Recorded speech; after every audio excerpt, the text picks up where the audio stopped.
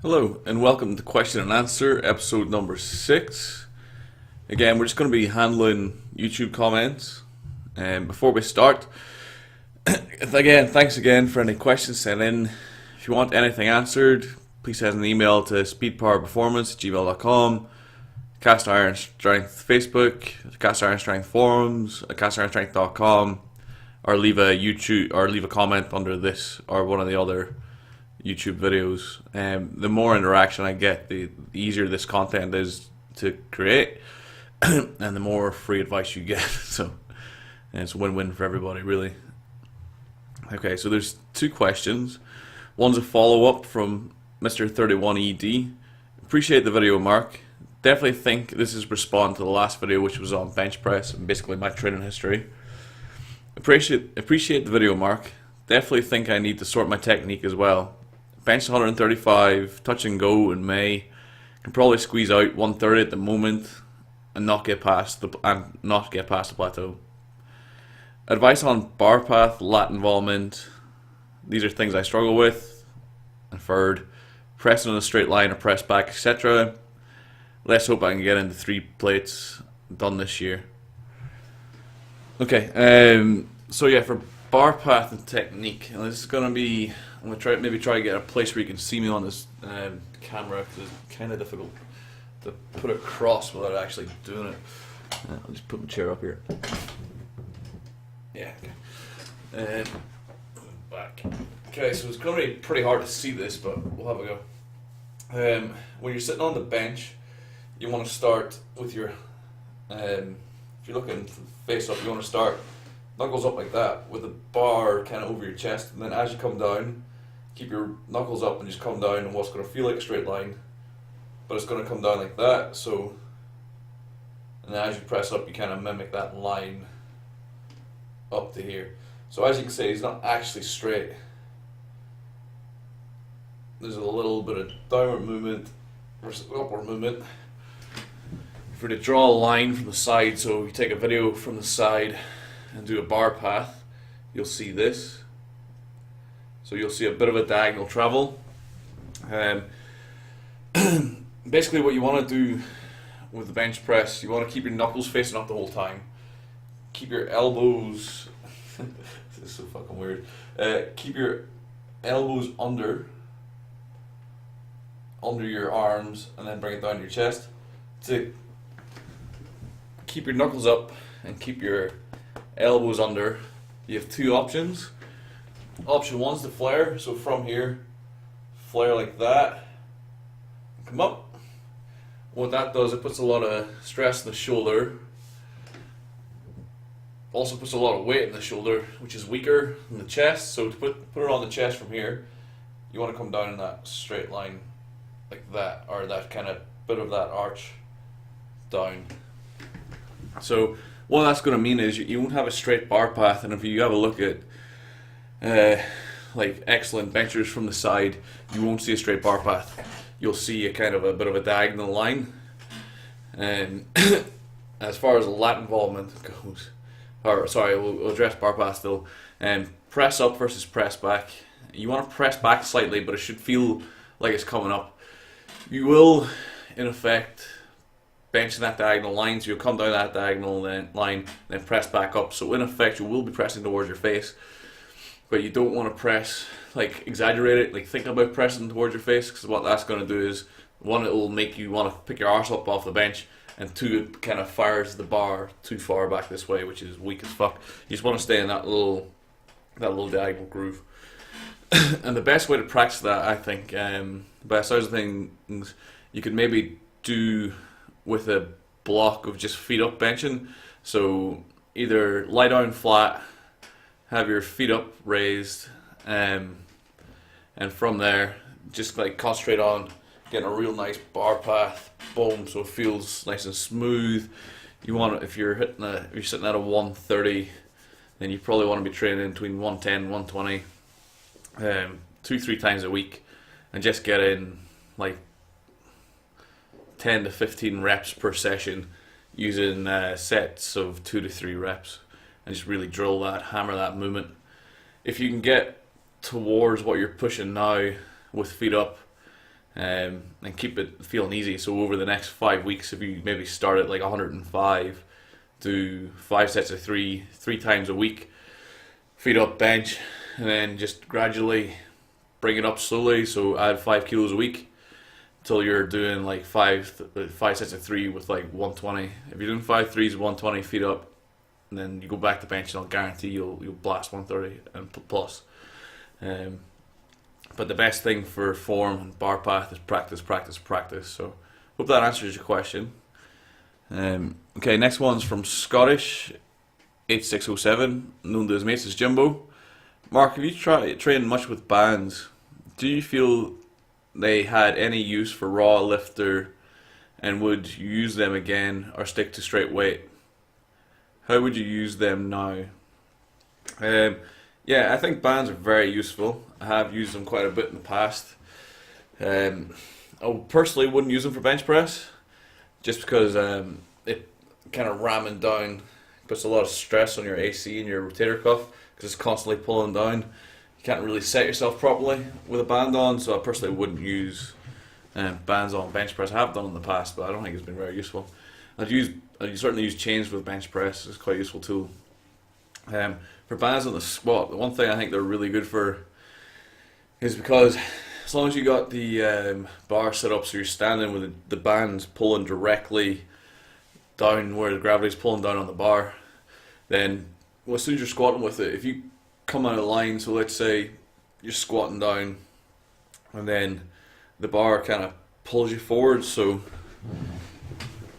you're squatting down and then you kind of tip with your torso with a band on, it's going to be like fuck.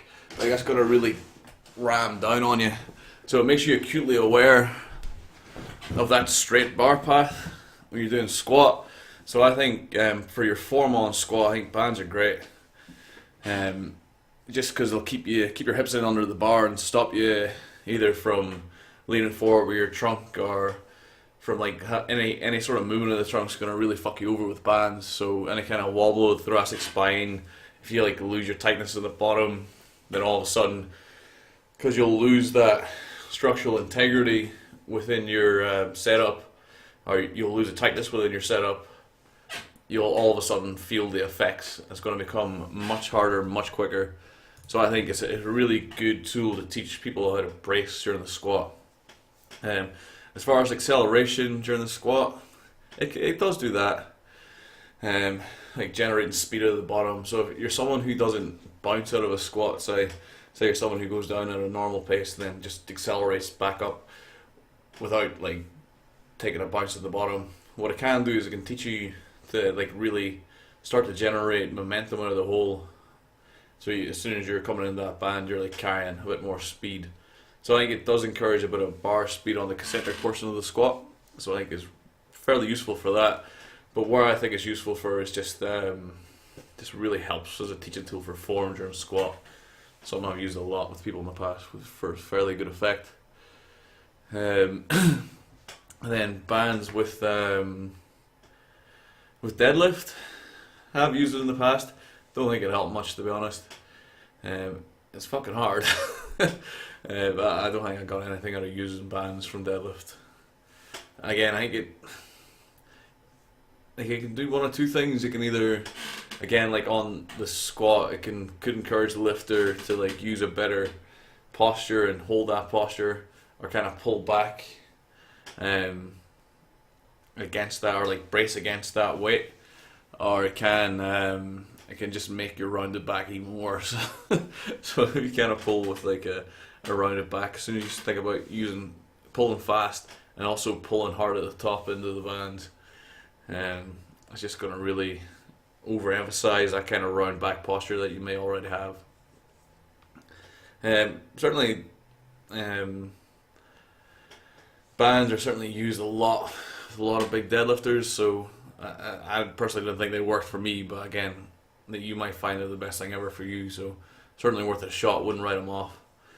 So hopefully, they have a use. I guess kind of the key is this question: how would you use them now? It really does depend what you're doing, mate, and what program you got. That determines everything. If you're doing, like within your week, if you have one day that's your overload day, and then you have another day that's like your tick over day. So, as an example, if you have on Monday you have heavy squat, and then on Thursday you have light squat. So the heavy squats fall in like a weekly progression or a block progression, and then Thursday is just like 3 threes at whatever percentage, or it's speed day or whatever. That's when you can use chains or bands to the point for that lift. So if there's a down day in the week, then you can use them. Or if you do any kind of like west side training or any kind of cube method where you change exercise selection on a cyclical basis, then like you do ME, RE, DE, and you change the, if anyone doesn't know, it's max effort, repetition effort, and dynamic effort. So if you change what you're doing, then you can bring in bands for definite into that kind of mix. That's kind of where it comes from and where it's best suited. Within a traditional sort of like a Russian squat masters or Russian squat routine or small log or whatever you're doing, where it's just like good old fashioned volume accumulation on an exercise followed by realization at the other end. You can possibly use it as like a variation on an easy day. I probably wouldn't bother, because what you're doing with that kind of program is you're trying to emphasize the movement and emphasize skill mastery of the movement. So I just use straight weight for that. I don't really see the need. If you're doing like something like a more like a Norwegian sort of approach to lifting, so you're training 6 days a week, squat, bench, and deadlift 6 days a week, you can definitely use it then, because you're going to need variations within that week. So you might just back squat straight weight 3 times a week, and then maybe box squat with bands one day, front squat one day, box squat without bands the next day, as it just changes up the stimulus of what you're doing. It's too open-ended a question to answer really like this. You can use them in many different scenarios. I certainly would use them in my training, have done in the past, will do in the future. Certainly if you with squat form and keeping your hips under the bar, keeping your torso bang where it is, then I certainly use them maybe in like down sets after you've done your main working sets, just to kind of encourage that. Or maybe during your warm up with the band up to a certain point, lose the bands, go to straight weight, and then do your working sets. It might be another way of tackling it if you have a form issue and you want to address that form issue within your training sessions. So yeah, either on an easy day or dynamic day, you can use it as like a form fixing issue. If you're using west side or any kind of approach like that, you certainly can use it then. Or you're using like a more frequency based approach, then you can definitely bring it into your weekly structure, just to bring in some variation to what you're doing and stop yourself stagnating or like overloading a movement too much with too much volume. Yeah, so hopefully that's answered your questions on bands. I mean, you'll probably quite find when you ask questions from me, the answers, I'll try and make them as straightforward as possible, but the one thing that I'm going to do is I'm just going to be honest. So you might find that you don't get this is the answer, because to be honest, that's never really the case. Sometimes there's like a nice little neat solution to fix a problem. That's like 1 time in 100. Mostly it's you need to take more of a holistic approach with what you're doing and look at everything. And what I'll do for you is I'll just give you an honest reply based off my own experience, or if I think I have something that will help you, I'll give you that. But what I won't do is bullshit you. So hopefully that's answered your question anyway. That'll cover this topic. Again, leave some comments, subscribe, like the channel, and send me an email if you want to do that. speedpowerperformance@gmail.com. Again, like I said at the start of the video, Cast Iron Strength Forums at www.castironstrength.com/forums. Join there, start a training log, join the banter. Till next time, which hopefully very soon, this is Mark, castironstrength.com, signing off. Goodbye.